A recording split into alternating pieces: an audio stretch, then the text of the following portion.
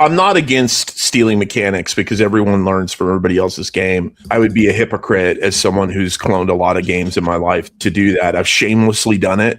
I have no regrets about it.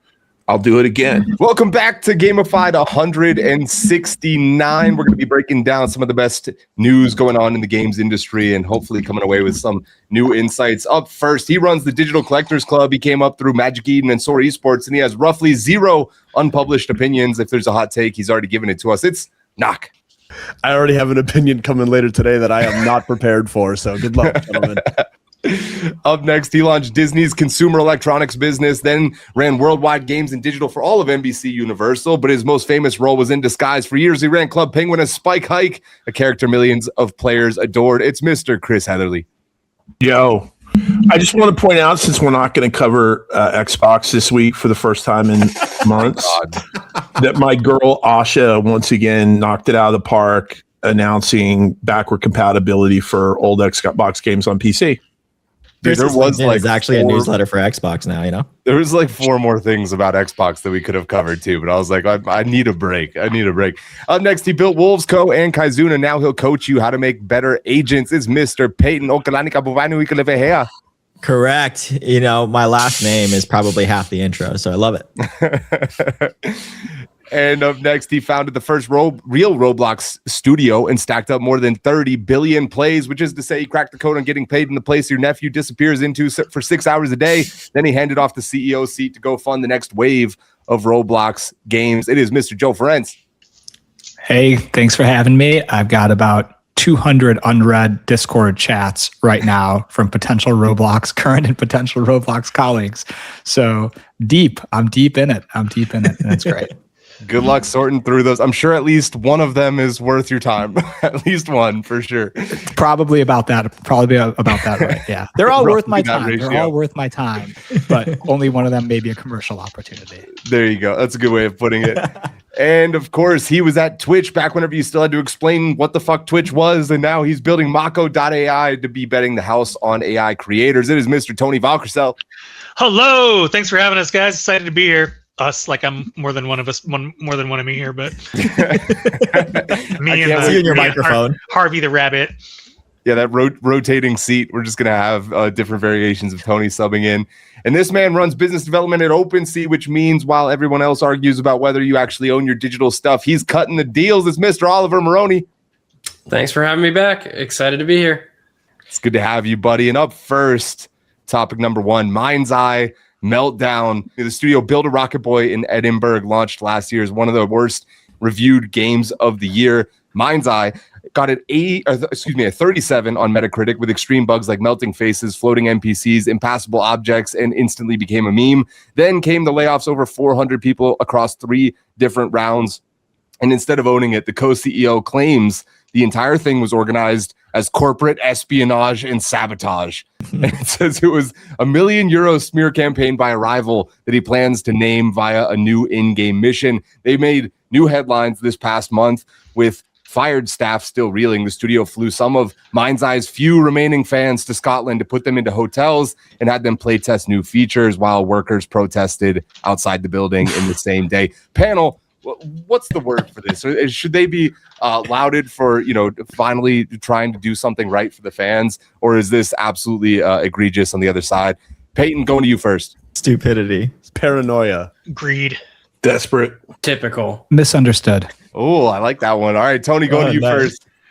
Yeah, I've actually, shame on me. I didn't read the topic list before this, but I've actually been on a couple of calls with these guys, and without getting into too great detail, they struck me as like not serious people. You guys are all friends of mine, and you know the state of the Glitter Cloud business over the last couple of months. Even in that state, I opted out of working with these guys, and so it was an incredible call. And this was like months ago, but there was a little bit of that like crazy, like not necessarily paranoia, but there was a lot of like, I did stuff 20 years ago, and I want to talk a lot now about how it worked really good, and then find the right person to go try to execute my jean jacket skateboard campaign. Yeah, so I'm not, that's why I was like, I think it's more of a greed thing. Like it felt like when when we were talking to these guys, it was more about how much money they could extract from the thing, and less about making a good thing. I remember one of the biggest tells for me in this in these conversations is when someone tells you how badly they don't need money, they usually need money a whole lot. And that was like half the conversation with them, was how set they were from a financial standpoint. So it just, those red flags all come together to make me not super surprised at all the words that you just said. Yeah, I mean, ex Grand Theft Auto lead producer Leslie Benzies, and so they raised $233 million in funding as a result of that. So on paper, they didn't need money, but unfortunately, that didn't mean they were able to ship a bug-free game. Peyton, going to you next. Your word was stupidity. Yeah, my word is stupidity, because like the whole thing about like flying out all those people, like, great. They also added a +1. Like, why do you have to do that? So like the whole tickets were more than their concurrent players. So, like, who's playing this game? You know what I mean? So it was just like complete stupidity. And like I was looking up the actual story, and they actually hired somebody from the community, from like a community manager. So they fired all these people. Then they like went to LA, used like funds to be able to go to LA, and then go in and like spend time with this like one fan, I guess their number one fan or whatever, ended up hiring that fan. And then he becomes the community manager or whatever it is. And it was probably his idea to be like, you know what? Actually, that was a great idea. We should probably fly out all these other people as well too, and like do it, and then do +1s in all these hotels. I feel also like really bad for like the devs and all that stuff, but like at the end of the day, it is like definitely leadership in terms of what they did, and they had to sign off on this, and it's just dumb. Like, I think it's just like all around, it's like stupidity. Yeah, the game was released in June of 2025, so just over a year ago. They currently have 47% positive reviews on Steam, which feels higher than maybe it should be, and 24 people concurrent in the game right now. Knock, I'm going to you. Your word was paranoia. Yeah, dude, we're all looking for the guys who did this, right? It definitely wasn't the leadership team with hundreds of complaints from employees and reports of redundancies and lack of communication and insight into the fact that, hey, this was flagged by a number of employees over the course of the months and years in development, that something here is maybe not going so well. I think the idea that $1 million smear campaign could unravel a $250 million development process is just absurd, and putting a lot of credit into the hands of these so-called saboteurs. And then the best part, the cherry on top of all of this, is if you want to find out who did this, you got to play the game in our new mission coming up. Like, to me, this is all just really indicative of, or what appears to be on the surface anyway, a lack of leadership, a lack of ownership, an unwillingness to answer the bell, and then most importantly, a really shitty marketing campaign to hopefully get some people into the game as a last-ditch effort to sort of solve this quote-unquote mystery. I don't doubt that there are people who wanted this game to fail, but them wanting it to fail, you can't wish a failure of a $250 million game, right? There was clearly some issues inside, as evidenced by the fact that you have employees protesting outside of the actual playtest event. You've got hundreds of employees saying that there were all of these issues within the development cycle. I think that this is just paranoia, or maybe even ego, a guy who can't believe that he fails, so surely somebody else had something to do with it. It's always somebody else's fault, Knock, just like me playing video games. Hey, if anybody wants to give me $233 million, I'll fuck it up all on my own. Okay, I don't need to blame it on anybody.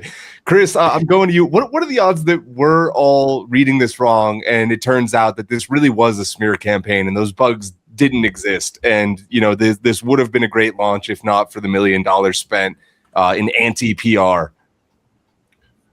I mean, 0. Less than 0. I mean, the Metacritic on this game is in the 30s, guys. I mean, it's not even fucking close, right?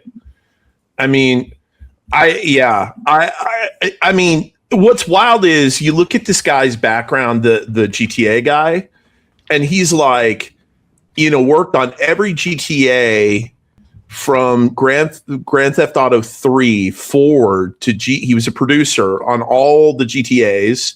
He was exec producer on Red Dead, or the original one. He was Amazing. no on Red Dead Redemption.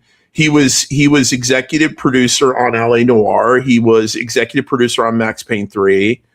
You know, this is just the latest of like giving a whole bunch of fucking money to these, starfucker investments, right? Like, some, famous game designer. He's 55 years old. I mean, not to, hate on my own cohort, but a lot of these guys are just they're not entrepreneurs. They don't know how to be entrepreneurs. They don't want to be entrepreneurs. They have really bad, lazy development processes. They have an entitlement attitude where they feel like they can go for fucking ever. And if they run out of money, just give me more. And it just sounds like the game is bad. The game is bad, and so if this is a conspiracy and a campaign, it involves everyone in games media at this point, and all the players as well. It's so embarrassing, really, for the industry. If I'm an investor though, and I can't trust this guy, I mean, you just named like 8 titles, and I don't think a single one of them probably is less than like 75% on Metacritic.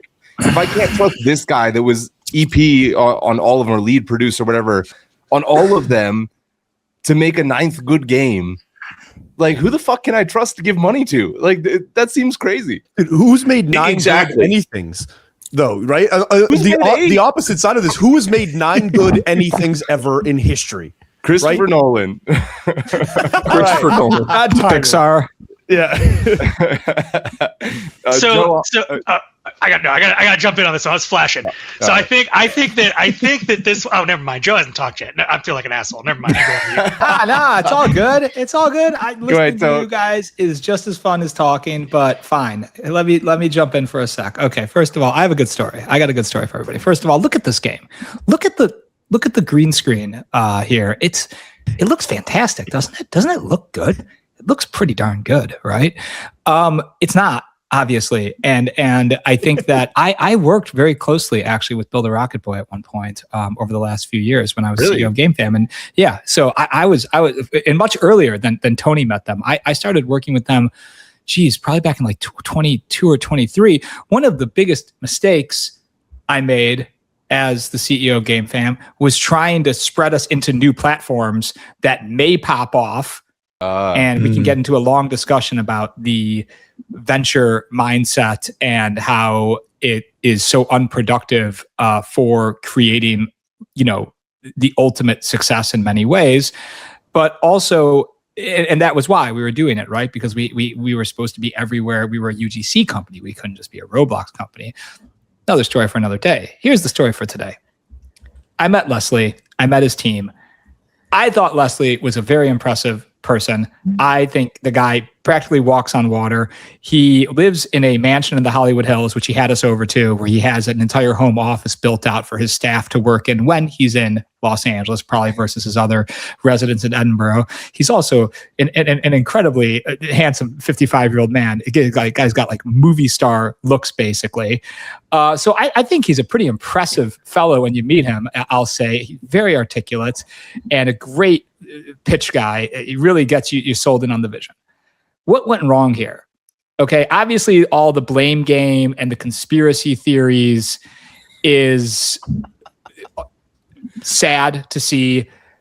The game was overscoped, is my guess. Okay, like we worked on the UGC side of it. Now, they're taking a $230 million budget and they're trying to build a shorter but similarly deep GTA game with a more of a sci-fi theme. Okay, that's a cool thesis, right? And then they're going to have their own GTA Online. That's what Everywhere is. That was the UGC side of it.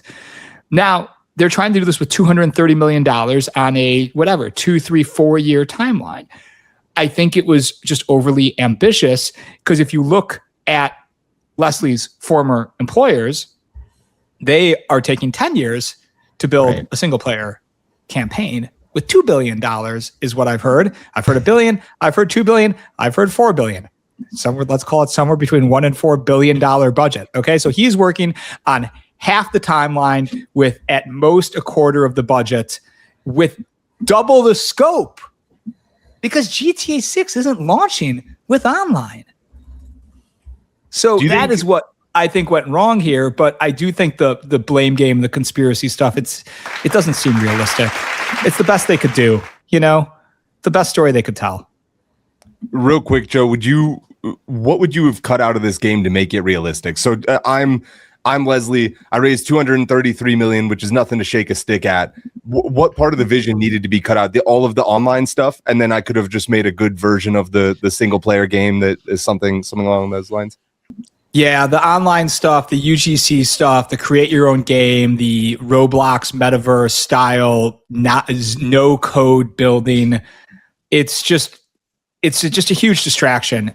I believe, based on the guy's background and the few hours I spent meeting the guy, he's probably an extremely talented executive producer, storyteller, and game maker. He probably is. He might just be, a really good salesperson. I can't rule that out, but I think he had a lot of authenticity and aura, I will say. But making a 20, 30 hour campaign with an open world, with side quests, with storytelling, with mocap, with voice acting, man, that's plenty to focus on over the course of 3, 4, 5 years with $200 million. I'm going to go to Oliver, and then Tony, I'm excited to tag you in with a comment that said, I feel like I have the most experience in spending tens of millions of dollars and not making a game, which is pretty great comment. Oliver, over to you, though. Yeah, I think the conspiracy theory stuff I want to scrap. I don't really care about that. I think that's just like fluff on this whole thing. We don't need to really discuss that side of it, in my opinion. I do think I find this interesting. This is like startup world in general. There's a lot of people that are really good salespeople, have a really good like identity to sell a pitch, an idea, a concept to VCs or other folks. They have great pedigrees or resumes. And in this case, maybe he's a great producer and maybe he's not a great CEO or entrepreneur. That also happens pretty frequently here. But I think the thing around like the layoffs and the flying people out and like the combination of those things happening smells to me like somebody who like met their maker to some degree. Like he realized like this isn't working. Let's just throw a Hail Mary and hope that maybe this could do something here. And yes, it's stupid. To Peyton's point, like probably a lot of stupid decision making has to happen for this to actually get approved and go through the way that it went through. And like, if you look at it on paper, you see layoffs. Let's fly out our favorite fans and put them up in a like that just does not jive. Like I don't know any PR story that goes great when you have those two things intersecting like that. But I've seen this in startup world for a long time, 10 plus years. You see this, and you have tons of different CEOs and people who are in over their heads who can't manage all this stuff, and they're just like, all right, let's just figure it out. Like just do something, turn the lights on. Figure it out. I mean, we raised $230 million, and this guy, we've spoke on the pedigree. Got a great pedigree. Like this guy doesn't want to go out taking a big L, and so I think from his perspective, he's just trying to do whatever he can to save some face. And maybe it didn't work out, but I think, typical is kind of my word for this whole thing. It just feels like this is another story where somebody tried something a little bit too ambitious, and it unfortunately failed, and you move on.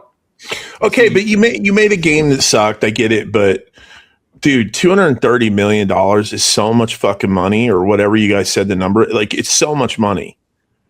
It is a lot of money. You to deliver a 33 Metacritic game with that pedigree, like it's not. Well, they good. ran out of money. They ran out of money, and they had to ship. Is what happened, right? Okay, so there was this time where there was all this money, and look at all these. And I'm not saying you're wrong. You're absolutely right. I'm just saying that you're 100% correct, Chris. I'm just saying that what happened was they thought they were going to get more money. The money was so easy to get relative, especially if if you have a pedigree like that in 2021, 22, and then all of a sudden all the money dried up. I was there. It sucked. And there was no more money available for growth, for investment. There was only money available to supercharge existing profit lines with marketing spend, essentially. But that's right? But to think that you need more money after $230 million, I mean, it's if you had 200, I mean, most of us will never see a budget of $200 million, no matter how good we are at our jobs, right? Like I just wouldn't ever want that amount of money to spend on a game. I think it's irresponsible. Like, so these are the guys that are ruining the fucking industry, in my opinion. Like, they, like, he's in his Scottish castle and he's going to go to the Hollywood Hills and, dip into the project every now and then and make sure they're, like, and spending spending hundreds of millions of dollars on making, I don't know, man. Like, I just feel like if you have that amount of money, you should make something really good, and you need to know how to manage your money and not count on future rounds. Like, because what did he ultimately think? I mean, do the math on if he had taken 300 million, what kind of return he has to have. That's do you know what I mean? Like entrepreneurship, though. Like, that is literally, we are literally talking about someone who probably has never raised in his life and is doing this for the first time and has a pedigree like he does. And I don't know. I'm not trying to say you're wrong, Chris. But that's why the rest of us can't raise a fucking 500,000 seed round right now. Yeah, do you know what I'm saying? Yeah, totally. Right. But I think that everybody. also I want to add, though, that I imagine I've made many games now as an executive producer, as an executive producer, and as a CEO overseeing executive producers, and we've all been there. It is just I was at a dinner with someone who is the creator of one of the most storied franchises in gaming history at GDC, and someone said, "Should I make a game?" And the guy said, "Yeah, you should make a game if you want to experience the feeling of stabbing yourself in the eyes over and over again for a 2 to 3 year period." Like, that's what he said, and I almost fell out of my chair laughing because I'm like, "Geez, that's so accurate. That's so true to what making a game is." Even the simplest games are so much harder than you think. And I think, just to make my point here, is that my guess, and I don't know this, I'm not bringing any proprietary knowledge here, but Leslie probably was used to the Rockstar machine around him that runs really efficiently, and probably massively overestimated how much could be done in how short a time with some of the future casting around AI and around, new coding tools and Unity, Finish him. All right. I've been sitting here on the edge of my seat. I'm using my shut the fuck up card. All right. So, couple of things. One, I lived this. We are describing shrapnel, and I think you guys danced around some of this a little bit. But what I heard, and Joe, I like you, Joe. I'm glad you're here.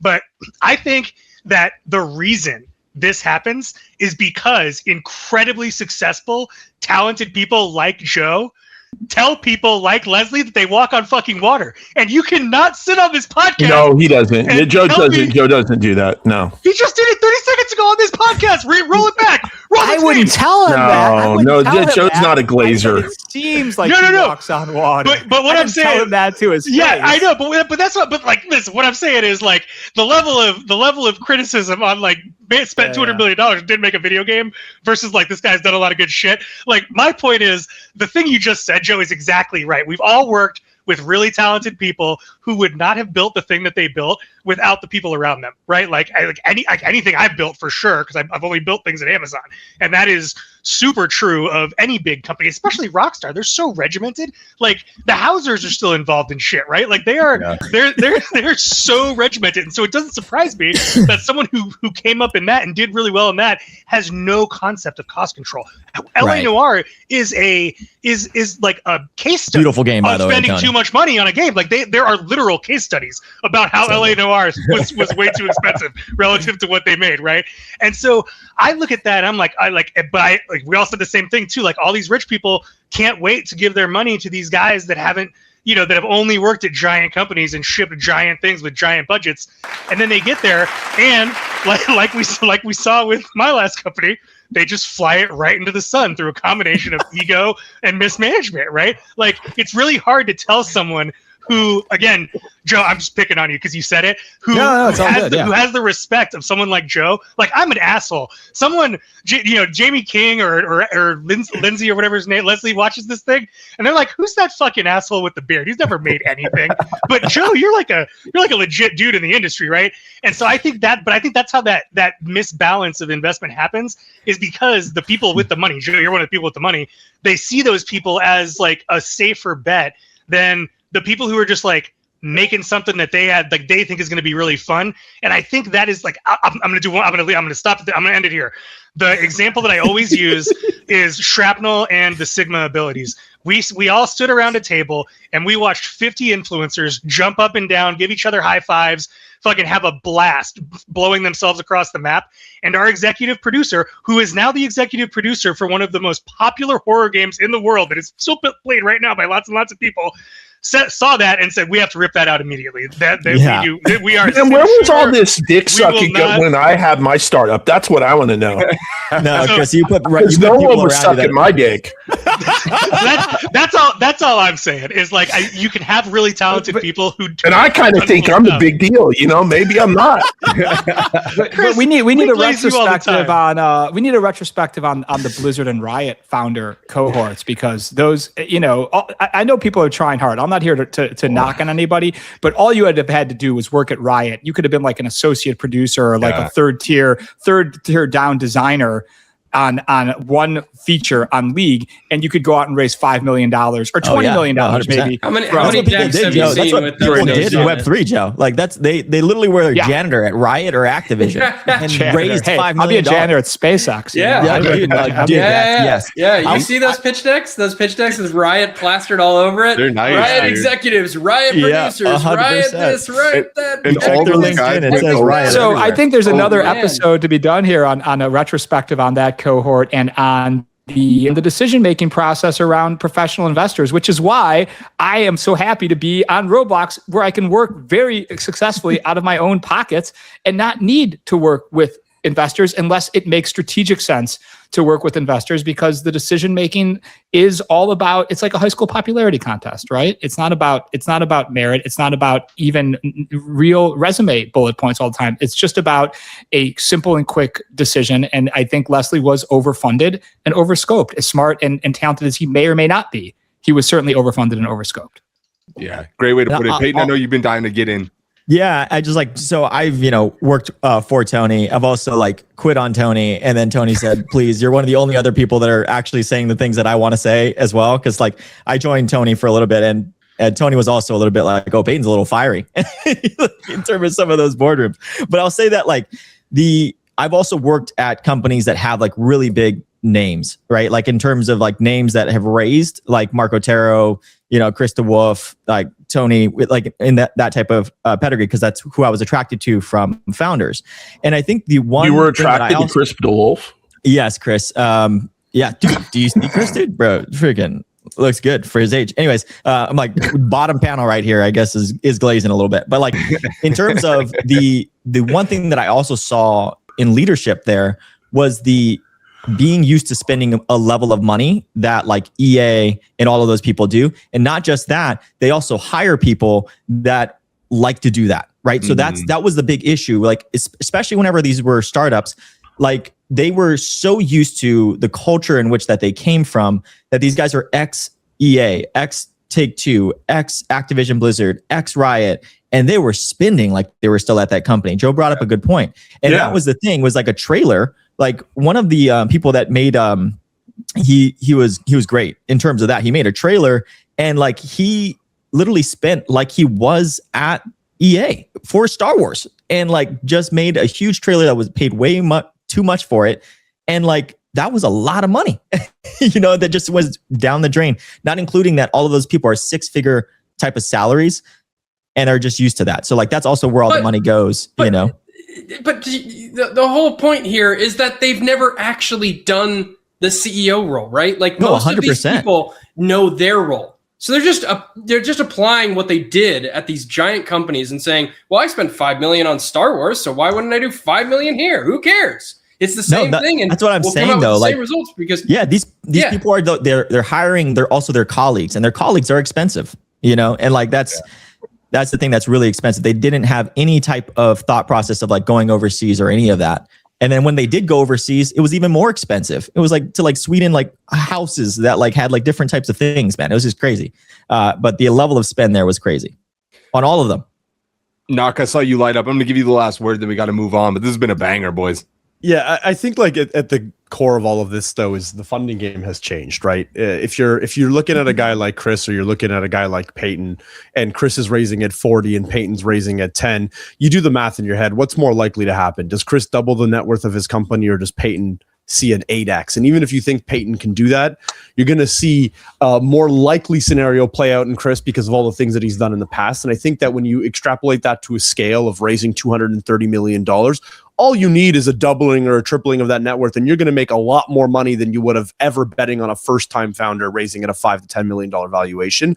So people are looking towards people who have done the big thing at a big company before, because if they're right, it's worth the risk. You would have to take that same bet on 30 guys like me and Peyton to make one return, like if this had played out properly with Build a Rocket Boy. So I think part of the game here is VCs aren't taking risks in the same way. They're looking for how do we most effectively allocate our capital in ways that make sense and that are defensible. And it's a lot easier to defend a $230 million raise for somebody like Leslie than it is a $5 million raise for somebody like me. I disagree. I think look, man, I mean, I'm working like nearly 24 hours a day fucking coding on this app I'm building, you know, with AI, like literally running jobs around the clock. If you're not doing that and you're my age, I like hang it the fuck up, right? Like I would rather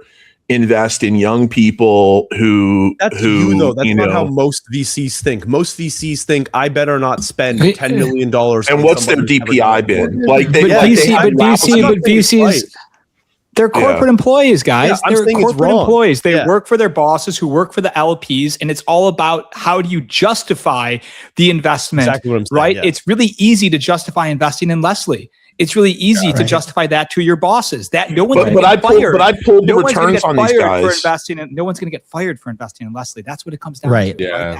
Right? But I pulled the return on these guys. Most of these guys, the DPI for game funds, it's very sketchy because some of them don't announce and there aren't public numbers, but it's below 2, right? So it's below 2x. So it's just not. These game investors, like they've spent billions of dollars investing into guys like this. The game companies have just completely fucked up and overspent and did all the stuff, and it's fucked games investment like in a pretty material way. And so I just think like people have to start thinking differently. You know what I mean? Like they can't keep what like the thesis that like just bet on, you know, Rockstar and Blizzard and whatever, like it didn't work. Right. It didn't work. Great stuff, boys. Man, I love that topic. Maybe we will revisit this if we can get some data on the success rate of those kinds of investments over the past few years. Topic number 2 is going to be Palworld and the case for stealing. I'm asking you guys, buy or sell this sort of formula, which comes off the back of, let's not forget, MindsEye basically being a GTA attempt at a clone, maybe misguided attempt at a clone. Palworld is the game that borrowed some ideas from Nintendo and turned it into $700 million. Pocket Pair took Pokemon's whole formula, added guns and base building, and shipped it on a $7 million budget. 2 million concurrent players later, Nintendo sued them over the mechanics, but it didn't matter. They got 40 million players, and this month, a massive 1.0 version came out 2 years after the release that pulled another 855,000 concurrent people back into Steam in a single weekend. So the question is obviously not whether or not it worked, because clearly it did. It's whether the rest of the industry should run the same play, borrow shamelessly from a giant IP, combine it with mechanics from another genre, and then treat the lawsuit as the cost of doing business. Now, Palworld has successfully defended against this lawsuit, it seems. I don't think it's completely set in stone, but it looks like Nintendo is going to lose that. So I'm asking the panel, buy or sell this strategy, despite what we just saw again about MindsEye. I'm going to go around the horn first. Tony, you buying or selling? Show me the money. I'm buying. Buying. I'm definitely buying. Buying. Congratulations, Jerry. You're still my agent. Selling. Buying. Begrudgingly buying. Peyton, I'll go to you first on this one. Why are you a buy on this one? It's just going to happen more and more, right? Like in terms of like vibe coding and all that stuff. And like it's the meshing of, and I think Palworld does like a lot of like meshing in terms of a lot of different types of game genres. It is like obviously Pokemon and the genre in which that it has, capturing and all that stuff. But it also does have like, mechanics like you're seeing on the green screen, which is like farming and different types of survival mechanics and like a little Breath of the Wild. And so it is definitely more of a mesh, but the centerpiece is Pokemon, which then is probably the lawsuit. But like the game is fun. Like you get to play with your friends and everything like that. And, it got a little bit of virality and more people bought it. And so that I think is going to be more and more what happens, especially with coding, right? With Fable, Kimi 3 coming out, all of this stuff is making the development of these games at baseline really great. And so now you get to be on top of that. You get to kind of bend all of that stuff. A lot of people and a lot of gamers that had like this dream of like, oh, I would like Palworld or I would like Pokemon, but for X, Y, and Z. That's what Palworld did, right? But now you're now giving access, and the more years progress as AI develops, the more you're giving access to, little person at like 12 years old that's going to make these games and make these worlds that other people like 12 years old, like Joe knows it better than anybody in terms of Roblox.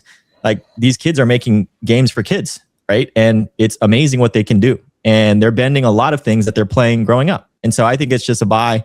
It might be begrudgingly, like Joe said, but it's going to happen. And I think I'm excited for the world that it's going to make, because there's going to be a lot of worlds that are going to exist that I never thought they would. Yeah, I want to go to Joe next on that begrudging buy. One of the things that I want to highlight about this topic, though, that I do think is interesting is obviously we see people stealing Mecha Chameleon's formula and saying, oh, it's called paint and hide and we made it in Roblox or Fortnite or whatever. I saw one on Pokey that somebody made.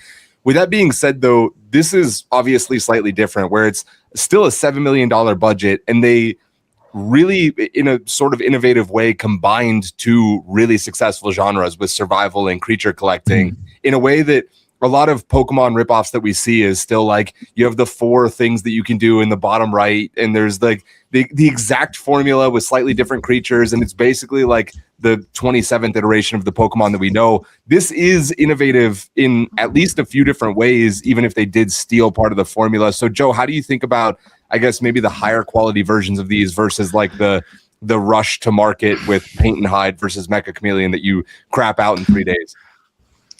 I mean, it's such a bigger conceptual question that I'd like to start with, and I'll get to what you asked, Sam, because I think it's very important. But there's this idea that is 20 years old now, kind of called the end of culture, where basically like there's just no new ideas left, right? And actually, Mecha Chameleon is a great counterpoint to that. There are still new ideas left. Bellatra is a great counterpoint to that, and there's so many things that come out of nowhere that still surprise us.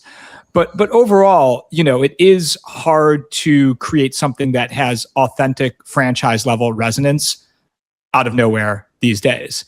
Yeah. And it's much harder than it was. And so, developers are looking to make things both inspired by the things they love, as well as with strategic commercial opportunity.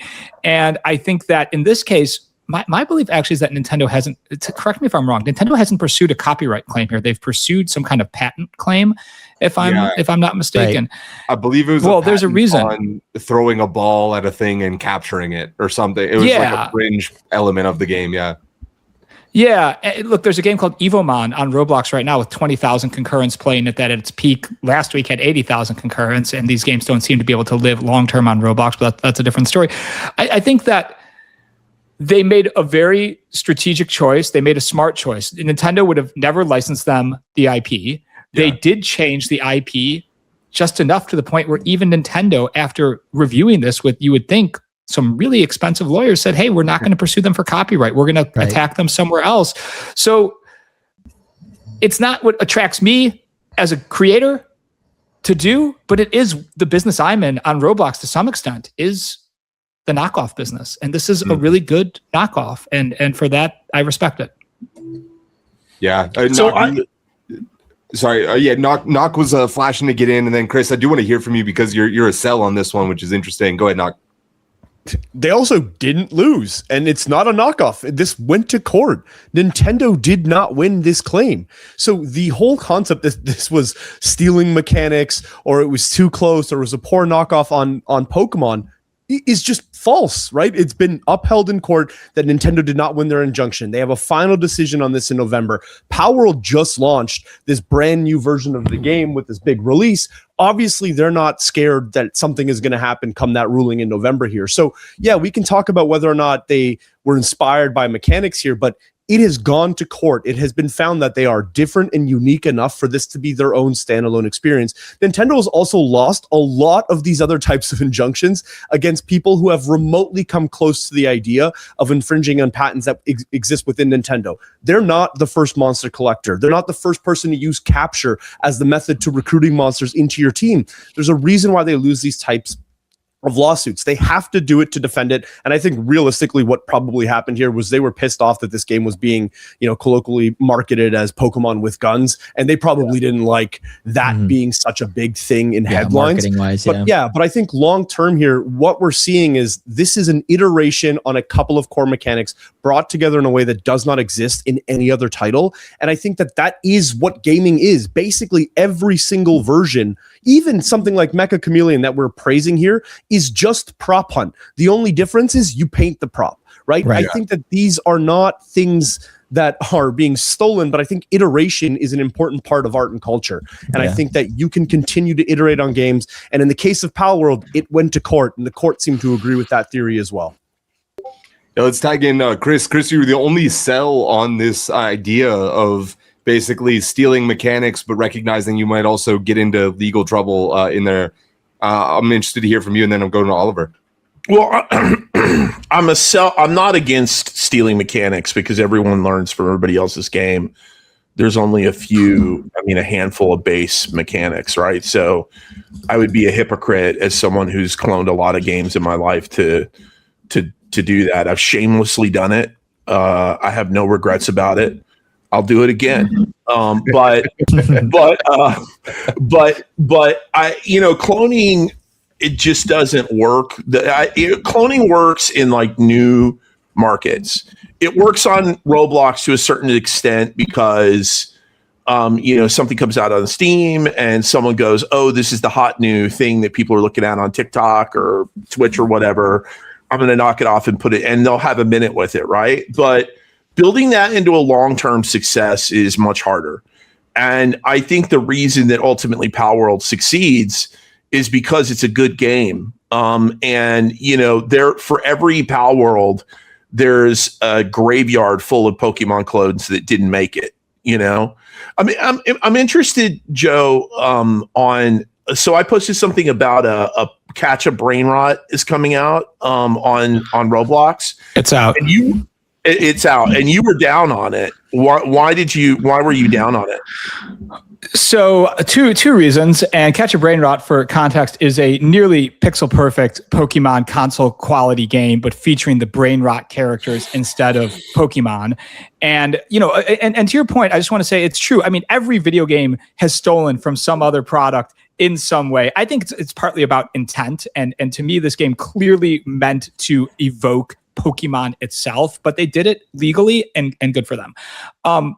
I think with Catch a Brain Rot, the game is out. The game is seemingly, it came out to a strong start as I expected it would. It does seem to be decaying. It could still come back. I don't think it will. Two reasons. Number one, mismatch between the audience and the mechanic. Brain rots are for younger kids. Brain rots are a very silly, 6 to 10-year-old mechanic. This is a full-on Pokemon console game, really for the 10 to 16-year-old core audience and older, I would argue. So that's a mismatch. Brain rot's also saturated as hell, and people are kind of over brain rots. 3, these console-style games don't work on Roblox. They can't sustain metrics. Roblox needs to run on grind, collect, fuse, upgrade, trade, do it again. It needs to be extremely compulsive. It needs to be never ending. So if something is linear in nature and has too much depth to it, it just can't compete in the algorithm generally and historically. So sad. So is it just that, but a lot of those mechanics are in Pokemon, right? So did they just implement them poorly, or I played 5 like minutes for of it. Roblox? I played 5 minutes of it, and with my Roblox player hat on, it was just a lot of it was like, come in, go find the professor at his house, get your first brain rot, go find a brain rot battle to have. Roblox games run on like I just did a study, I don't know, a couple months ago of the top 10 Roblox games of the last year or whatever. The core loop and tutorial last between 30 and 45 seconds. And so to have the type of depth that they have with a game like Catch a Brain Rot combined with the IP issues, this game Evomon is a Pokemon clone on Roblox. Check it out. Very nicely done. Pretty sure it's a Chinese team. Very high end. Has done much better than Catch a Brain Rot, but it still looks like it's trending very much in the wrong direction because these deeper games cannot sustain its scale on Roblox. If there's too much traversal, if there's too much open play, this is generally toxic for long-term algorithmic metrics. Interesting. Yeah, it makes a ton of sense. I mean, I would again point out too, as we're watching this on the screen for anybody that's listening on the podcast, we have Palworld gameplay up, and you can literally see elements of Monster Hunter, Rust, of course, Pokemon, but there's 4 or 5 different highly influential, extremely successful games that are mixed together to make this. And so when it is just, yeah, it's Pokemon, but with our funny characters instead of their funny characters, it's like, it's tough to stand out even if it was a better fit for the platform. Let's go over to Oliver and then we'll tag in Knock.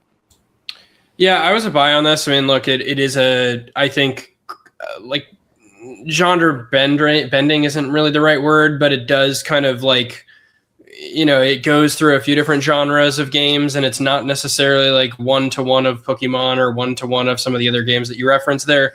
I think the one thing that I wanted to point out is that, I think Nintendo had to. So, like, at the time, I think everybody was calling out that it was almost a copycat at the time. Call it a year and a half ago, or whenever Palworld kind of took off initially. And if they didn't, keep in mind that would allow a lot of other people to do a lot of other things, probably, or at least get away with it. And so I think part of the Nintendo thing, while they lost, I think it does stave off some of the future game building that could be tied into some sort of Nintendo copycat. And so I think part of the thing that I just wanted to make sure of is that, while they lost, quote unquote, or didn't exactly win, I think it will protect them, at least in the short term, from potentially other ones coming out that are seemingly similar to this. And so I think what Palworld did is awesome. I think it's very interesting. I think, every game is a copy to some degree of another game. You always have glimpses of that. But I think in this instance, in this case, and also for future, I will be curious to see how, game studios and how IP rights and holders end up making their money off of. They're going to find a way to do this. I don't know how, but it does feel like there's like an area of business here that needs to be done in the next few years, especially with as Peyton, I think, referenced earlier, the AI boom that we're seeing in games and how you can leverage that pretty quickly to build kind of a ton of different features. And so I do think that there's some really interesting business to be had with some of the bigger players out there to either license this more quickly or allow people to leverage it and build their own games and get a piece of the pie. Because to me, the best thing Nintendo could have done is somehow figure out a way to license or work with Palworld, not actually compete with them, but just say, hey, you're using your stuff. Let's not fight. We get 10% of your revenue from here on out. And I tend to believe smaller teams would take people up on that more often than not. But yeah, I don't know, just some food for thought. I mean, what these guys did, right, is they didn't copy Pokemon. What they did is it's really if you want the hidden strategy, it's the give the people what they want strategy. It's like, what will, everyone loves Pokemon, but what won't Pokemon let you do? Run around with guns. We're going to make that, right?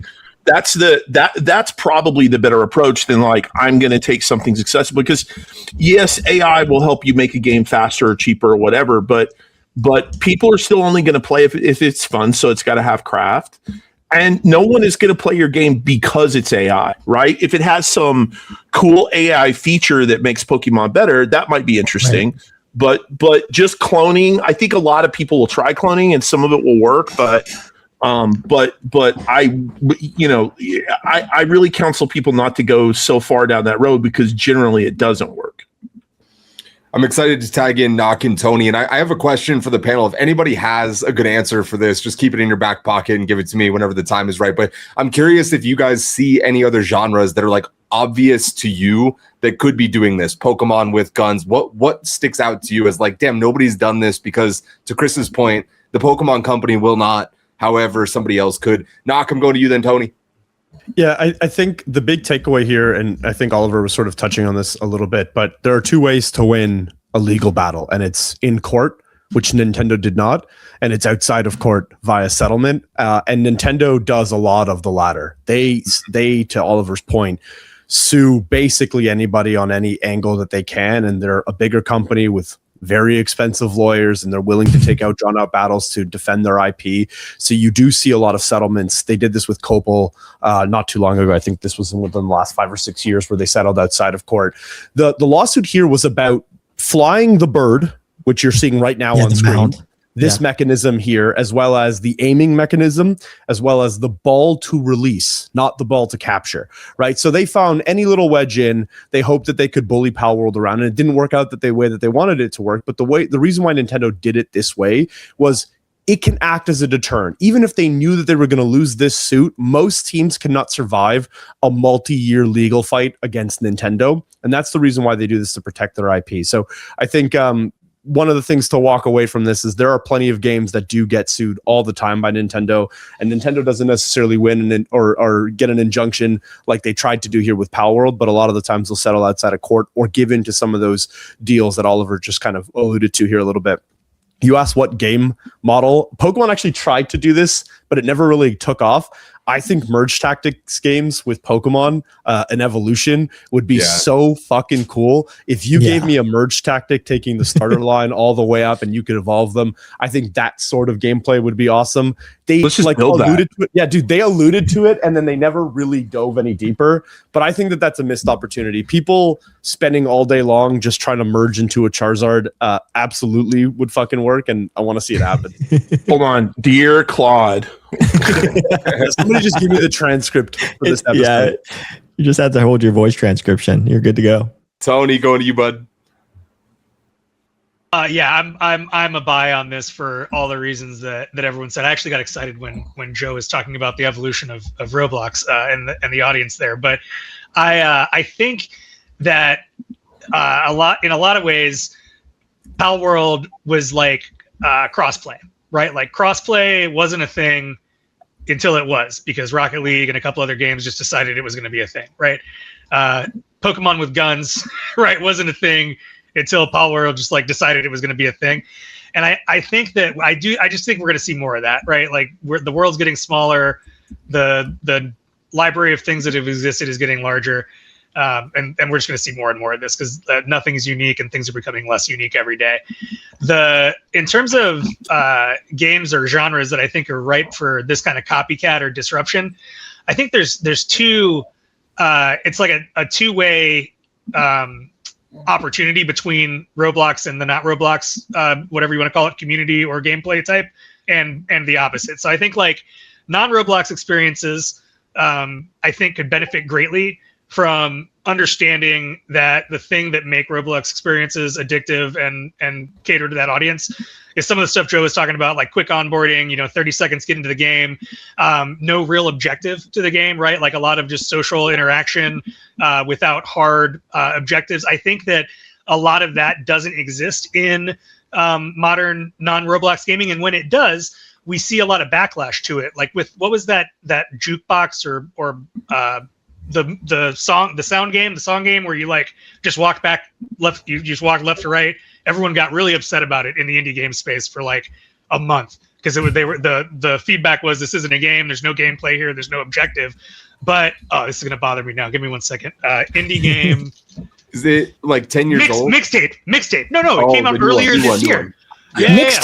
Mixtape is a superb walking simulator. It's part of an existing genre with many fantastic games, including Edith Finch, Dear Judith, and Firewatch.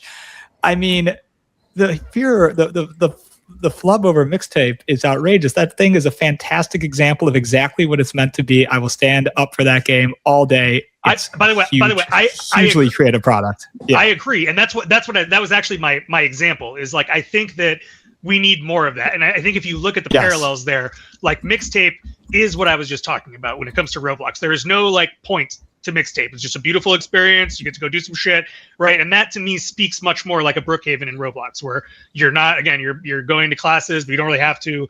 You're meeting people and you're trading with stuff, but you don't really have to. You're just exploring. And I think from a Roblox perspective, the thing that they haven't solved yet, and Joe, I'd love your perspective on this. Mark Long had a great quote. He said that children aren't getting tired of making games for themselves and others, or playing others' creations. They're just aging out of Roblox, and the first company that figures out how to catch that demand is going to make a whole lot of money. I think that's true. And I got into a big argument with someone about this the other day. Roblox is trying to create these AAA experiences. Joe, it sounds like you're making one. And but it sounds like the depth and the audience just like isn't there. And so that's where again, genres that I think could do a lot of copying. I would love to see more of these Roblox games adopt some of the depth that we see in RPGs or even shooters. But then I question, can they make any money doing that? I think you may have misunderstood what Mixtape is about, Tony. It's more than just walking back and forth listening to music. It's a very heartfelt coming of age story where you walk back and forth and listen to music. It is a linear narrative with some incredible, I think, visuals. But I think your point, that game could never live on Roblox. I just want to give you two examples. The cloning thing is so interesting because there is money to be made on cloning on Roblox Steam games. And just in the last month, I've seen two clones. There's a huge Mecha Chameleon clone community. Those games are coming and going at an unprecedented level of decay. So some of these games are hitting 70, 80,000 peak concurrent users, and 2 weeks later, down to 1,000 concurrent users. I've never seen anything like that really in Roblox history. And similarly, this game cleaned the library, a perfect clone of the Steam game that I don't know the name of the Steam game, but you go and you pick up books and you put them in the right place in the library. I was a librarian in high school and early on in college, so very near and dear to my heart. And this game also cleaned the library, peaked at nearly 100,000 concurrent users, and then 3 weeks later, it's down to 5,000 peak. So it's really interesting to see the clones on Roblox are coming, and I'm not sure if Roblox is shadow banning them when they figure out what they are, because or if they just can't maintain metrics after players burn through them, experience the trend, and move on to the next trend. I'm not sure, but it is interesting. These games are made sometimes in a couple days to follow Steam trends on Roblox, and it is a whole business, and there is not a shred of shame or embarrassment for these developers, either for themselves or for the community around them. People just respect it. It makes money. Yeah, Joe, just to double click on that really quick, because I find it super interesting. I'm surprised to hear you say that Roblox might be shadow banning them. I don't want to lean too hard into the conspiracy theory or say anything that get you into hot water, but my brain was asking, is it that somebody comes out with a slightly newer version that's slightly better for whatever reason, or adds a twist or more graphical fidelity or whatever it may be? Or is it essentially the exact same game that 80,000 people are going to a different version of tomorrow than they played yesterday? There's certainly some of that with Mecha Chameleon, in that there have been so many quick clones popped up, because I think the Roblox inherent technology really lent itself to making Mecha Chameleon clones. The one that I played involved shooting people as well, and it had 60,000 concurrent users that day, and then 3 weeks later, it had it basically is almost dead. And so the library one though actually was pretty perfect. So I'm not saying it's a shadow ban. Roblox says they don't shadow ban things. I tend to believe them. I'm just saying I've never seen a decay curve as steep as these games, and so it makes you wonder if Roblox historically has been extremely religious about not preemptively enforcing IP protection, following the letter of the law around the DMCA, which, by the way, is not very well designed to protect IP. It's pretty well designed to protect music. It's not well designed to protect IP at all. And so the shadow ban is a fringe theory, but I am trying to figure out how the games could have fallen off as quickly as they did, which is very unusual. I just want to say also that I love that Joe's falling off is like 1 to 5K concurrent. And like when we were all in Web3, like Polychain would have written like $1 billion check to any game 5K concurrent, right? They would have been all in like the whole fund. If they need advice on getting to 1 to 5K concurrence, I'm happy to be paid in Bitcoin. One of us. We move on. Topic number 3. That was another banger, boys. We're on a hot streak. Gamescom sells out for the first time ever. Is this bullish or bullshit for the games industry? Here's a contradiction. The industry can't stop laying people off, and Gamescom just sold out for the first time in its history. Every inch of floor space in Cologne is booked. There are no more booths available, and registrations are up about 15% over last year's record, most of it international. They also announced that they plan on expanding even more next year. If you've ever been to Gamescom in Germany, the idea of them expanding more is one of the most ludicrous things that you could ever possibly say out loud. So is this bullish because more games than ever need to be discovered and they're going to Gamescom to show off the amazing things they made? Or is it bullshit because people are so desperate for discovery that they will be booth number 1,568 with no other ideas on how to break through and actually get people to play or pay attention to their game? Bullish or bullshit? Let's go around the horn first. Tony, what you got? Bullish. Bullish. Bullish. Bullish. Bullish. Bullish. Oh man, I'm the only bullshit on this. I usually don't say my point of view, but I don't know, man. That has me concerned. Oliver, I'll go to you first. I know I saw you in Germany last year. You going this year, and what's your opinion here? Don't think I'm planning on going this year. I will say I'm just bullish because this is the best gaming event by far, not even close to anything else that touches it, even remotely. And maybe I would have said differently if like E3 and some of these other existing things were around like previously. But like, it is the best event. I think people have realized it. I also think you're talking about the combination of like GDC, E3 not happening, TwitchCon being less visible. Like there's like 4 or 5 different compounding things here that I think make up. And I think Gamescom has seized this opportunity. And so I think that's the reason why it is just more favorable for the games industry. And I think just in general, a lot of people are excited for it because there is a lack of events in gaming, I think right now, big ones that have launches and moments. And if you go to Gamescom, there's probably, I think it's like 11 or 12 different halls that are probably the size of like a small city in Europe or something like that. It feels like that. You can walk for 4 days straight and still run into booths that you didn't see on day one. And so for them to expand it, I think is great. That's like Disneyland for any gamer. But I also think it's just like they just do the right thing. They're the only game show that also doesn't charge an arm and a leg to go. The tickets are like 20 euros or 30 euros. Every other ticket I see, GDC, et cetera, it's hundreds of dollars. Like they nailed this. They have consumers, they have business people, they have the audience, they have the space. It's the best put on event, and people are finally realizing it 3 or 4 years later, but that's why it's doing so well. And I think it's bullish for the industry, but I think it's really bullish for Gamescom, the organization that puts this thing on.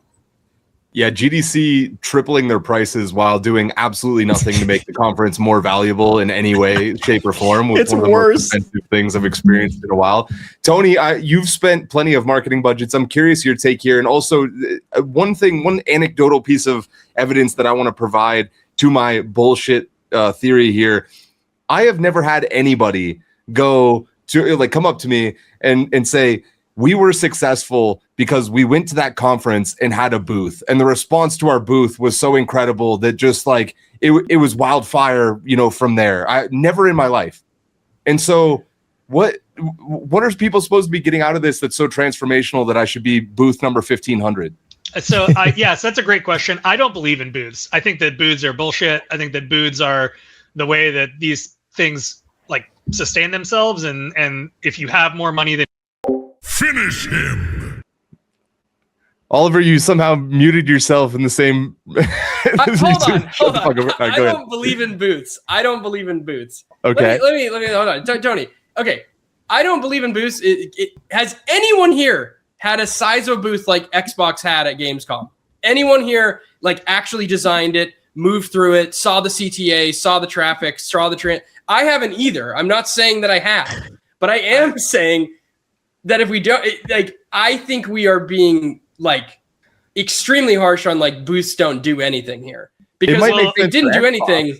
Huh? I was getting to, if you're a giant company that can spend. Okay, well, yeah, and then you shut me the fuck up. I literally said, if you're a giant company that has more money than God, and then I got shut the fuck up. So one, yes, I have spent $10 million at an event before. When we launched Twitch Prime, I think we spent $5 to build out the live experience. It was not a good use of $5 million for sure. And I couldn't even squint and understand how it could ever have been a good use of $5 million, because there's just not physically enough people there to get the value out of it. So unless you unless like Ninja and XQC and iShow Speed are going to come through your thing and talk about it later, it's just, I'm afraid it's just not worth it. What I do believe is that if you're a giant company with more money than God, you should buy the booths to support these things, because not altruistically, but because going to an event literally saved Twitch Prime, literally changed the entire trajectory of Twitch Prime. Before we launched the Fortnite deal, offering free things in Fortnite, we had we were taking 10, 15,000 signups a month, right? People just weren't that interested. Soon as we launched that deal, we became a product that Jeff cared about. Like, he emailed us while people were claiming the Fortnite deal because we pulled down Prime. And so, and the only reason that happened is because I got sent to E3. Our vendor manager, Chris, who is responsible for the Epic relationship, didn't want to go to the meeting because no one cared about Fortnite. So he went home to see his kids. I went to go meet the B team. There were two brothers at Epic. I can't remember their names. They sent the brother who didn't have the good job to meet with me. And he showed up and said, put us on the homepage of Amazon and I'll give you whatever you want. And so I asked for a whole bunch of shit in Fortnite, put them on the homepage of Amazon. And then 2 weeks later, they launched the Battle Royale thing that everyone cared about. And we went, like I said, 10, 15,000 signups to millions, right? And all of that to say, that, in my experience, I guess I'm old now, but within the last, when I was at Shrapnel 4 or 5 years ago, a lot of the significant business happens at these things, right? A lot of the deals are, if not, nothing's signed at these things, but the terms are come to, the introductions are made, hey, I like what you're doing, or this, I can't say this on a call, I can't email you this, but this is what's really going to move the needle with Mike Morheim. He actually doesn't care about the Overwatch League and whether or not it's ever successful, but he wants to sell to Xbox. And so if you want the content in World of Warcraft, you need to pay a $20 million subscription sponsorship fee to the Overwatch League. You don't get that information on a phone call. You get that information at Benihana at 11 o'clock at night, right? That was fantastic. I got Knock and Peyton both pinging at me. Knock, I'll go to you, then we'll tag in Peyton, who's maybe gone a little bit more bullshit than bullish. I just want to give Oliver a shout out for the shut the fuck up card, then followed by what I am saying is, what am I saying? Love that take. Then I'll say Overcooked, Hollow Knight, Keep Talking and Nobody Explodes, Lovers in a Dangerous Space Time. Have you heard of them, Tony? Those are games that blew up largely because of their booth strategy. But the reason why I said bullish shit is I think what is happening here, and this is an entirely unsubstantiated, under-researched, completely made off the top of my head theory, is as studios are laying off people in the hundreds and thousands, I think what is happening is games have become a lot easier to design. People who otherwise would have gotten back in the line and tried to get a job at another major studio have decided to spin out and take their own shot at goal by creating their own game. And the thing that they do know about distribution is that their big studio continue to go to events like Gamescom. So surely it makes sense for them to go there with the game that they're now creating as their first attempt at building their game for themselves. I think I've seen this happen with a couple of teams. We've talked about this a lot over the course of the last couple of weeks and months in the show, but I think what you'll see in the gaming industry is a flattening, so to speak. You'll see less 1,000-people companies and a bunch more 5 to 10 person companies building games. And I think that means that there are a lot more studios who can then go to events like Gamescom. And because they all come from these AAA studios, it's what they know best. But the other thing is, and I think Joe is maybe the best person who understands all of this, is that there's a different type of game studio today that might want to go to something like a Gamescom, who's building a single person experience within Roblox, a single person as in a single dev experience within Roblox or on these other platforms, and they want a way to distribute their games. I think it's bullish because Roblox games. Roblox players don't even know what Gamescom Yeah, is. there you go. Roblox developers don't even know what Gamescom is. Hey, I love working with these guys, and they are great gamers. They're great Roblox gamers, and they play non-Roblox games too, but they live on the internet, and Gamescom happens IRL. And that's a scary place for them to be. I think the reason, I'll end with this. I think the reason why I'm saying it's bullish, but I am concerned is I'm worried that Gamescom is scaling up too quickly, and what they're seeing is a flash in the pan of a bunch of people who've decided, let's just take a risk for myself, and if I don't take that risk, I'm going to hate myself, and I'm going to go and build my own game, and we need to go to Gamescom, and in 2 to 3 years' time, those people will have decided it's a lot safer if I have a job at somebody who's raised money, and I don't have to deal with making all of the decisions and deal with the consequence there, and you'll see a lot more studios. So I think it's a flattening. That's why you see more booths at Gamescom, but I don't know that flattening stays this flat forever. Peyton, you flipped bullshit. Tell us why. Yeah, I was just wanting to also just be a little bit counter to everybody in terms of that stuff, so I could just bring more, I guess, resistance to it. So like, I think there is some level of like just redistribution. I don't think there's like, it's like power. I think Gamescom is just one of those. It also could show weakness, right? Within the gaming industry, is just like, oh, everybody's just going to the one thing that is like left from a consumer standpoint. So like, and new exhibitors are like Tencent, Level Infinite, Konami. So it's like international mobile filing. And so like, I think the one issue that I also have is like Western, and Chris talks about this all the time on Gamified, but like Western AAA studios are like going away, right? And I think Gamescom is just going to become more international, more things, which is good for Gamescom, and probably bullish. And this is also why I said bullish at the first place. Bullish in terms of a large like global presence of like gaming. I don't think gaming is going anywhere, right? I think this shows that like consumers still want to consume at Gamescom, will fly and be able to do it, because like all of us know this too. Like Cologne's not like very easy to like have access to. Like you do have to go to like some airports and all that stuff too. So like gamers have to go through that resistance to go there, and it even selling out is like amazing, right? From that side of things. But I would say that like the broader game industry, the Western AAA presence is like shrinking. And we also saw that at GDC. Like the show floor was like, I think 1/4 or like even half of it was the previous year for Gamescom. Terrible. And I think, Sam, you're the one that mentioned it. It was like its 40th year anniversary. And they also did a whole rebranding of like Festival of Gaming and then rose their prices on top of it. It made no sense. And so like GDC just shot themselves in the foot. And like, if I'm consolidating budget, what is that one like conference that I can go to that everyone's going to be there, consumer, B2B and all that stuff? It's Gamescom. So it also might be bullcrap because it's not showing strength of the gaming industry. It's just really showing a consolidation, which is bearish, in my opinion. Chris, I'm tagging you in. Then we'll go back to Oliver. I'm going to flip to bearish now. I think, or bullshit. I think that was too well articulated. Peyton, like, oh, thanks, Chris. I mean, I think it's I think it's bullish for Gamescom. I think it's bullish that anything is hot in gaming. I think it's sucks for North American gaming. Like, I mean, we used to have E3. We used to have, we've had lots of gaming, festivals and whatever. I mean, Summer Games Fest is okay. GDC isn't what it was. Like it's not. I mean, I don't know about. Oh God, what's that indie festival that happens? I'm blanking on it. I'm not sure. Indiecade? No. PAX? Like PAX? Oh, PAX. Yeah, PAX. Yeah. I mean, I don't. Penny Arcade. Yeah, I don't know how that's doing. But my sense is that's not doing as well. Like it's not good for North American game studios. And I think it tells you that the locus of gaming is moving east and it's moving to Europe, right?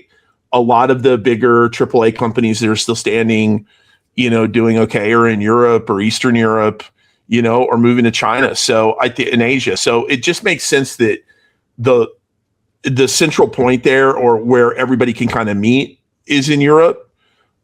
But what it says is the U.S. is no longer the king, even though it's the second largest game market in the world. When you started that out, I was wondering why you sounded like you were delivering a eulogy, and I understand now at the end of the point. I understand now. Oliver, back to you. Then let's tag in Tony. No, I actually, Peyton has swayed me a little bit here. I think, and also Chris, I would say it's bullish for Gamescom as a whole, and I think the event will continue to get better. I think there was someone on this panel that mentioned that Gamescom maybe growing too fast, too quickly, or something like that. Gamescom has remained basically the same for the last 3 or 4 years, and the attendance has just only risen and gone up, like every single year. And the statistics are pretty jarring. And when you go, like even last year to 2 years previous, it just feels way busier and way more crowded. And so inevitably, I think they're just trying to do what they can to make more space for this, more than they are trying to I'm sure they're trying to make some more money off this thing, of course. But I think long tail of this is that they're just trying to optimize for the best experience. And I don't know Gamescom as again, the ticket prices are 20 or 30 euros or whatever they are. So I highly doubt that it's all money motivated or as corporate as a GDC. But again, I just think they've done a really, really good job, and they've capitalized on the opportunity that a bunch of these other events have failed at. Overpricing, changing strategies, shifting things. It's actually, Chris, to your point, I kind of wonder if there's room for a US-based game conference that could replicate some of the stuff that Gamescom is doing. But Summer Games Fest doesn't let. I mean, you have to be invited, right? So it doesn't just sell tickets. I think it's also super mainstream, right, Chris? That was one of the topics that we talked about last time. It was a lot of AAAs and very well-known names. So indies are not getting seen there in a lot of ways. Yeah, this just has everything. You would need a football stadium in order to support kind of the landscape of what they put together at Gamescom. This is a huge organizational lift, but if somebody could do it, I think they would succeed, just like they are with Gamescom. You would need 50 football stadiums. You need a city that's dedicated. When you host a Super Bowl, you have all of these things going on at once. Right. Yeah. I just think that the problem is that they couldn't figure out how to make EA event or E3 kind of died and then came back to life and then died again. Right. Yeah. They tried a consumer version. It didn't work. Maybe it was LA. Maybe the location was a problem. I don't love that convention center, to be honest. I think there's just better places to have a convention. I like Moscone Center better, even though you have to stumble over the hobos. Javits could be a great location. There's just better. LA's fine and everything, but nobody wants to go to travel to downtown LA. It's just not a, it's the center of hell, right? Peyton and I have talked about this. Dude, who the fuck wants to pay $5,000, $7,000, $9,000 to fly and stay in San Francisco? Yeah. Whenever I was about to say that. The benefit of Silicon Valley, all these offices being there, it no longer exists. Throw a fucking game conference in Tulsa. Let me pay $900 for 4 It doesn't nights in a matter. hotel. Yeah. Why go to a place like San Francisco or New York or LA when you can go to Tulsa? Austin, Texas would be Austin, Texas, Nashville. Put it in Netflix, just anywhere. The thing about it is, it costs me as much to fly to San Francisco. I'm 2.5 hours away and stay in San Francisco as it does to go all the way to Germany for Gamescom. Yeah, it's somewhere where I feel like I'm not going to be mugged and beaten by a hobo. Hey, Tulsa, Oklahoma's well and fine, Chris. But that's what I also agree is that also Cologne isn't expensive at all. In terms of once you get there to Europe and then you take a train and then you buy food in Germany, it still gets expensive. We could be doing this in a place. All we do is hang out with each other. All we do is go out to restaurants. You're telling me Tulsa doesn't have local IHOP, baby. Nice restaurants we could all congregate at? That's asking a little bit much. It pisses me off so much, man, because we're it's for the indies or whatever, but then they fly out 4 people and then they get this fucking all these hotel rooms and then they pay for a booth and whatever. It's still $50,000. It's infuriating. Tony, can you imagine if we did it in New Orleans? New Orleans is more terrifying than San Francisco. Part of the I was reason there is last nobody summer. has Yeah, a but in home a base good in way. Tulsa, you know what I mean? Like no game studios, no There's a reason. VCs, nobody has a home I base in Tulsa. I think You Sam might just be at used it risk as of an having example. fun while you die, at least. Like, you know. yeah, for me, like Sam said, like a really good point, which is like the whole reason why you want it in San Francisco is that you can just have a very close proximity to venture capitalists. They do not care about the gaming industry at all, and also in the recent years, it doesn't even matter because like they just wanted to hang out with their friends anyways. So all of their meetings are booked not for any of the indies. Like Correct, Amondo. I've tried to talk to them right about just like even not even gaming, but just like adjacent gaming, and they don't want to talk to anybody. There's three layers of separation. Yeah, then they go to an event and then there's like 1,000 people that are hawking them, you know, and just like trying to figure out and just trying to like do a 2-minute pitch. And it's just like terrible. Like I agree with Sam. San Francisco is like one of the worst destinations to be able to have an event. And also everything's expensive. Like I'm paying $50 for a salad. Yeah, and we've been to 4 GDCs in a row. We threw events at 3 of them. With that being said, I do want to sneak in one more topic. So we're going to move on. Topic number 4, Unity 7 bets on the engine having AI coding agents. They just announced their next engine, and it's built for a world where your coworker is AI to the shock of absolutely no one, I'm sure. It's going to be out in 2027, and it's designed from the ground up to have coding agents work side by side with developers and artists. There's an MCP that plugs AI agents straight into the engine, faster builds, better lighting, a promise that nothing is going to break whenever you upgrade from Unity 6. And this is obviously from the same Unity that had their runtime fee disaster, so people are looking a little bit closer at this upgrade. There's a level of irony here, though. Everyone and their mother is currently getting flamed for using AI in gaming, but simultaneously, the engines that we use to make games are deeply integrating AI into so many parts of the stack, it's going to be impossible not to have it touch games in the future. So, panel, I know that many of us, if not all of us, are already using AI agents. We are all pro AI, more or less. So I'm making this a devil's advocate. Why is integrating AI into the engine potentially the wrong idea instead of the right idea? One thing I want to say, just because this fucking infuriates me, we have these people that say, you can't use AI in gaming. If you do, it's slop, it's garbage, I don't want to touch it. I know a team that is currently in the launch of their game. They do not have AI at any part of the stack. Maybe they did the concept art thing or whatever. It is not touching the final product of the game. And on their Steam page, they are getting comments about how it is AI slop. And I don't know how this rumor started. And it is so infuriating to watch this team that I really, really respect that poured their hearts into this game get these comments from people that are literally saying AI is destroying good games from good developers. They are destroying good games from good developers. Isn't FUD the ultimate game? It's crazy, dude. It is so enraging. So if you're one of those people, go fuck yourself. Anyway, the topic is, again, devil's advocate. Why is putting AI into this Unity 7 engine maybe not the right thing to do? Devil's advocate. Tony, you lit up first. I'm going to you, bud. Yeah, I think playing devil's advocate, I think that it might be an audience thing, to be honest. And this goes back to the type of person that wants to like vibe code stuff. You know, Joe's working with a lot of people that are comfortable with looking at things that look like game engines from the age of 12 on, because the Roblox design studio, or whatever you call it, the Roblox studio, looks more like an engine than it does a vibe coding tool. But everything that isn't a vibe coding tool looks like that. They all look like very tech heavy, lots of buttons, lots of things stacked and nested within each other. You look at it and you deeply understand that you're going to have to watch a several-hour YouTube video to even understand what all the things on the page are doing. Yeah. And I think that clashes with the ICP, or like the thing that most users think they want when they think making stuff with AI. And so I think there might just be like a true audience mismatch there at scale. Great take. Let's go over to Peyton. I think like to Tony's point, like first impressions, everything. I wish sometimes that the tools weren't available to everybody and it was actually just given to game designers. So the first impression is like one of the best impressions. They're like, oh, this is what AI can do.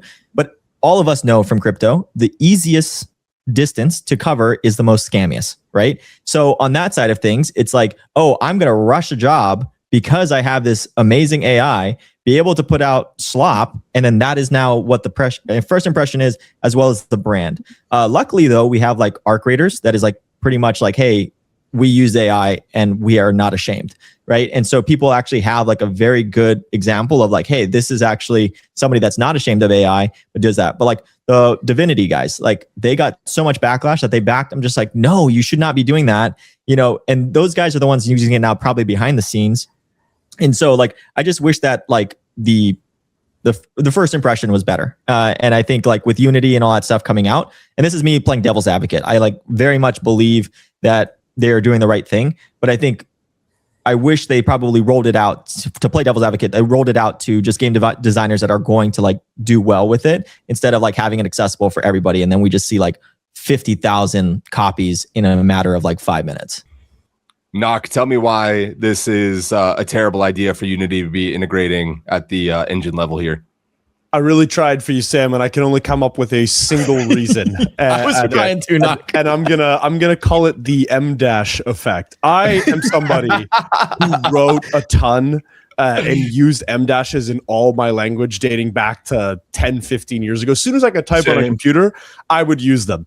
Now, because it's a hallmark of AI generated text, I do everything within my power to not use M dashes in my own language.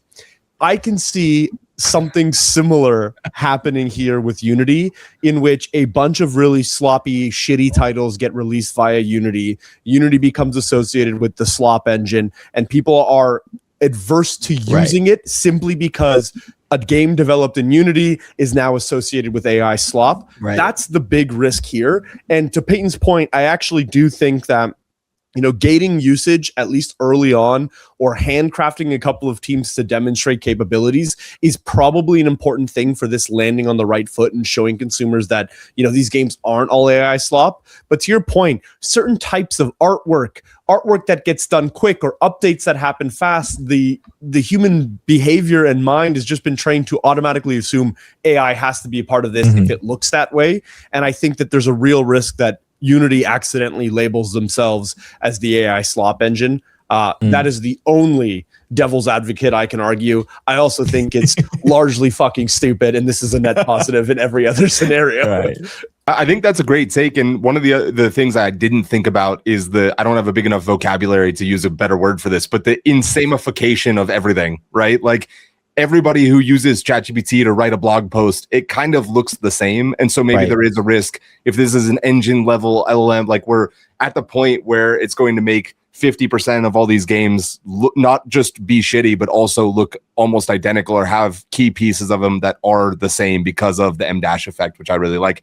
Chris, I'm going to you. I'm curious both in the game perspective, but then also we know a lot of people that are raising or have tried to raise whatever off the back of, hey, we're going to build an entire stack and it's going to do all these things with AI, and then you're going to spit out a level on the other side and you'll edit that level instead of whatever.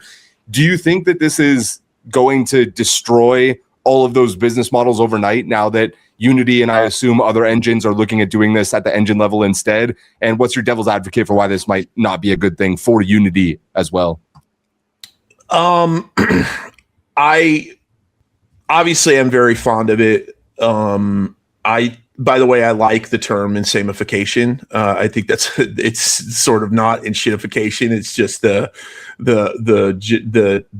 Applebee's of everything, right?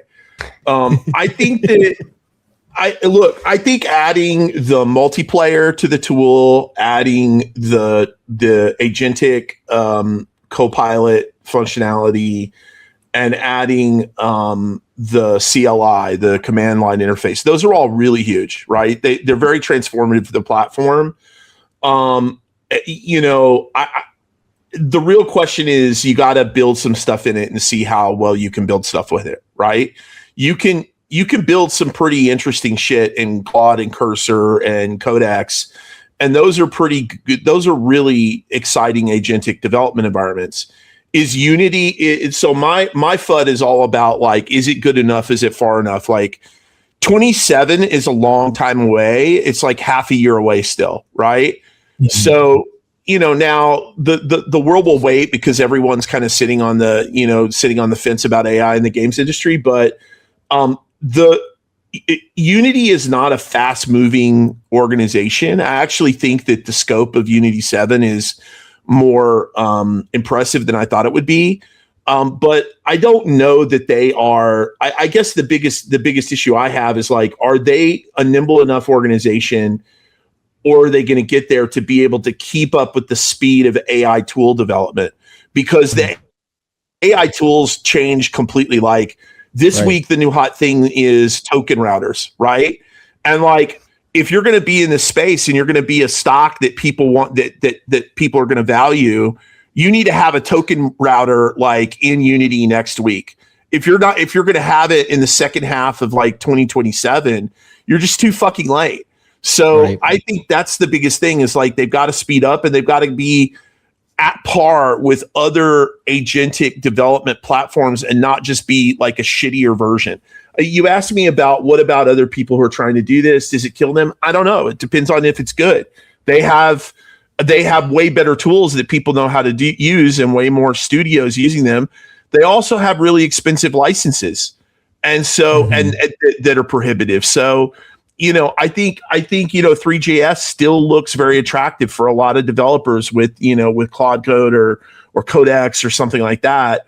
And people are building Unity competitors based on 3JS. So I don't know that Unity is going to have it to themselves, although obviously they have, a big team and they can build something really polished, So I don't know. I think it's too early to say it kills everything. I'll tell you what, I would rather be Unity than Unreal. That's not going to have any of this shit until end of 27 for early access. I think it completely proves what I said about Tim, which is they're just moving too fucking slow, and it's not gonna cut it.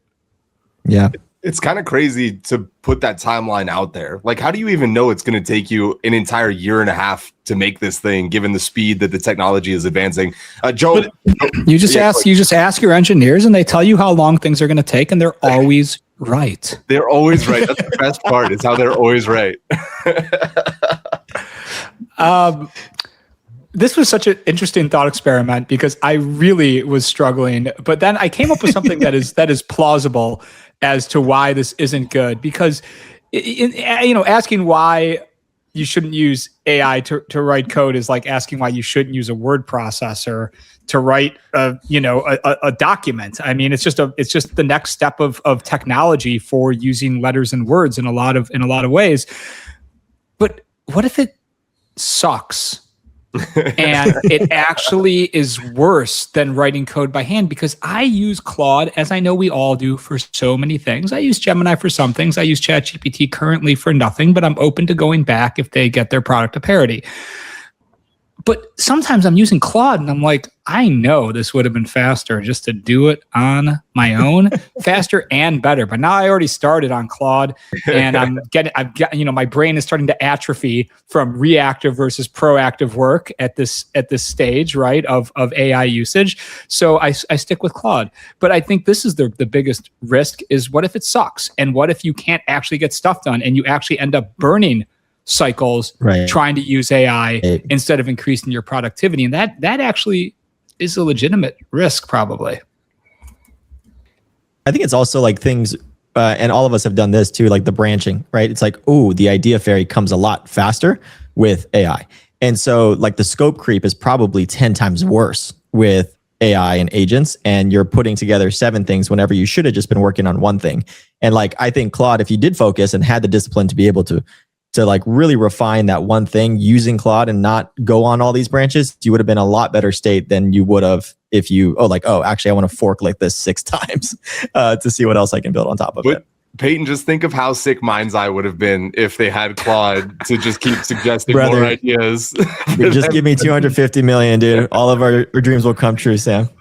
Let's go back to Knock, and then I'm tagging in Oliver, who just died for a second. This is less of a reason why this is a bad idea for Unity. And one of the things that I'm starting to see a lot more frequently with teams is one of the things that Claude is really good at, and that is code. And the reason why it's good at code is because Claude is effectively just a linear algebra program and code is a solvable problem and there's math to it. The problem with game development is that so much of game development is about the creative process. And I think you're going to see a lot of teams who deliver games that feel indifferent from a very foundational level than any other game or every other game that you're playing, right? The way that a character moves, the position of a camera, these things are things that people feel are the perfect types of things to sort of outsource to AI and just have things run. But I think from like an artistic perspective actually matter a lot in the look and feel of a game. And I think where studios will run into trouble is not using AI effectively. Chris and we went on this like hour-long tangent yesterday about why China sucks at soccer. And the answer is basically boils down to China tries too hard to make everything repeatable and a solvable problem. And they're stuck at soccer because they're not creative. It's exactly what makes them good at so many other things. But I see that same problem happening with a lot of small game dev studios. They're going to deliver games that look and feel like basically every other game if they don't use it as part of the creative process, not just as a Claude intern to basically build out grids and foundational pieces of the game. Knock, quickly, give me your MVP as well. I saw it in the chat, but for the people at home. Joe's my MVP today. I think he crushed it. Oliver, we just got you back in time. Give me your take on this one, and then also give me your MVP vote. Yeah, I'll just add to Peyton's comment. I think the fear here is that people get lazy. I think that's one thing. You just like start to leverage it so much that you're really not thinking about the gameplay or maybe the mastery of the craft that it turns into or what you try and make it to be. I think you lose a little bit of that personality potentially in some of the game making pieces. And then secondarily, I think it does come down to ruthless prioritization and like focus. I think AI just gives you this world to do whatever you want, wherever you want, however you want to imagine it. And you could just go down too many tangents. And it could make this much more difficult, I think, for a lot of people to understand what the game making process looks like, feels like, plays like, etc. And so I think those two things are potential risks. And for MVP, I got to give it to Peyton. He turned me from bullish to bullshit on a topic. And he's had some really good points that have been very well taken. So, Peyton, you're the man, dude. Joe, go to you. Who's your MVP of the day, bud? I thought Chris really delivered a lot of great hot takes today. Had a lot to say on the subject of raising and spending and managing teams. And so, Chris, you are my MVP. Love that. Thank you, Chris, bud. who you got? I'm going to go Peyton. He changed my mind. Doesn't happen all the time. So I credit where it's due. And I also sent you a link on Facebook of a possibly 2-week MV7 Shure microphone. So you're good to go. Awesome. Thank you. By the way, Knock, our game is halfway through prototyping right now. So I'll send it to you when I have the Merge Tactics Pokemon clone ready to play. Get the roadmap started. I was like, where the fuck is this guy going with that? But I like the end result. Yes, I want to see that. It's ready. It's ready. I'm finished. Peyton, who's your MVP of the day? Dude, I go based off of how many cackles I had, and Tony took the cake on it. Dude, it was so good. And Tony, I think this is the spirit of Gamified, right? When it comes down to it, is like Joe coming in and Tony doesn't know him, but like it still like just has that culture of like going at each other, and that's what I love about Gamified. So all in all, loved it. So Tony, it's love and respect. Setting the tone, brother. It's a beautiful thing whenever you could play the shut the fuck up card, and then also they booked a meeting together in the comments in the same episode, which is awesome. Tony, who you got for MVP, bud? Oh, definitely Joe. First time I've been with him on the show, and now I only want to be on shows that Joe's on. No, but I really like the insight into what the youths are doing and how we need to approach the youths, and he works with them quite a bit. So no, it was a great show as always. Love you guys. He had to say that so I would meet with him. It's true. It's true. He actually wrote that in the Discord. He's like, if you don't give me MVP, I'm not taking this fucking He's call. one of us. Yeah. You know, That means one that hand washes the other. gets the tiebreaker, and he's giving it to Joe instead of Peyton. Joe, that gives you 60 Whoa! seconds. Nice. Tell us Congratulations, what you Joe.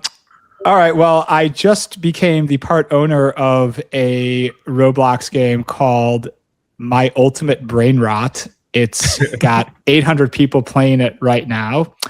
And it's a very interesting take on brain rot and RNG. And it's got really fascinatingly good metrics for what it is. It's one of those games that I got pulled onto as an advisor. So I'm plugging that. Go check out My Ultimate Brain Rot on Roblox and take a peek into my weird and wonderful professional life.